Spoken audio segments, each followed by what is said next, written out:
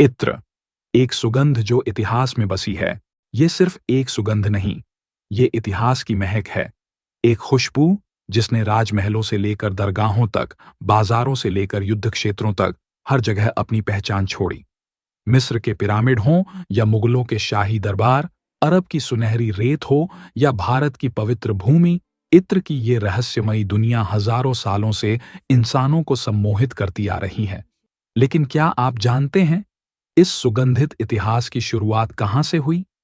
आइए जानते हैं इत्र का खुशबूदार इतिहास। तो चलिए वीडियो शुरू करते हैं।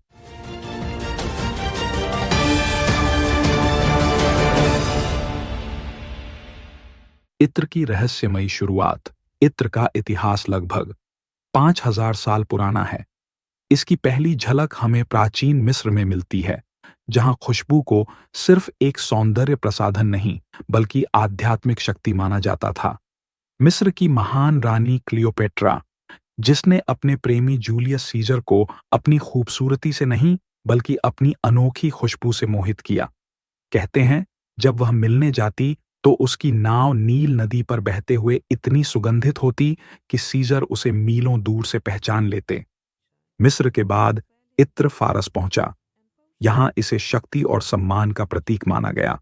फारसी राजमहलों में इत्र का इतना महत्व था कि महल की दीवारें तक सुगंधित जल से धुली जाती थीं।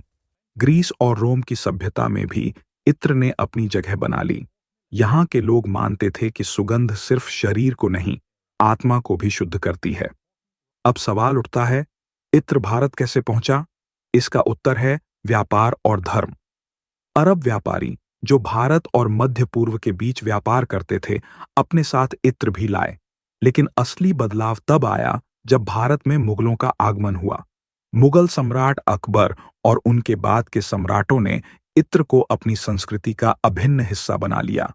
दरबारों में महक फैलाने के लिए खास सुगंधित इत्र बनाए जाते थे। शाहजहां को भी इत्र से खासा लगाव था। उनकी पत्नी मुमताज महल को गुलाब और चंदन की सुगंध बहुत प्रिय थी। कहते हैं, जब शाहजहां ने मुमताज की याद में ताजमहल बनवाया, तो उसके आसपास के बगीचों में ऐसी जड़ी बूटियां लगवाई गईं जिनसे हल्की सुगंध आती रहे। लेकिन इत्र सिर्फ राजमहलों तक सीमित नहीं रहा। आयुर्वेद में इसे औषधि के रूप में इस्तेमाल किया जाने लगा। केवड़ा, गुलाब, चंदन, ये सब भारतीय इत्र का अभिन्न हिस्सा बन गए। भारत में इत्र की असली पहचान बनी कन्नौज। इसे भारत का ग्रास ऑफ इंडियाज कहा जाता है। यहाँ सदियों से प्राकृतिक और पारंपरिक विधियों से इत्र तैयार किया जाता है। गुलाब, चंदन, केवड़ा, चमेली, हर खुशबू यहाँ की मिट्टी में बसी हुई है। और यही वजह है कि कन्नौज का इत्र आज भी दुनिया भर में प्रसिद्ध है।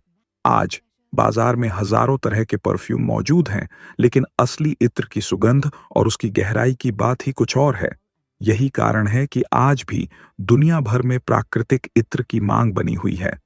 भारत में शादियों, पूजा पाठ और आध्यात्मिक साधनाओं में इत्र का उपयोग आज भी होता है। इत्र सिर्फ एक सुगंध नहीं, यह इतिहास की एक जीवित किताब है। हर बूंद में सदियों की कहानियां छुपी हैं। हर महक में राजाओं, संतों और व्यापारियों के कदमों की गूंज है। तो अगली बार जब आप किसी इत्र की खुशबू महसूस करें, तो याद कीजिए कि यह सिर्फ एक परफ्यूम नहीं, बल्कि इतिहास का एक अनमोल हिस्सा है।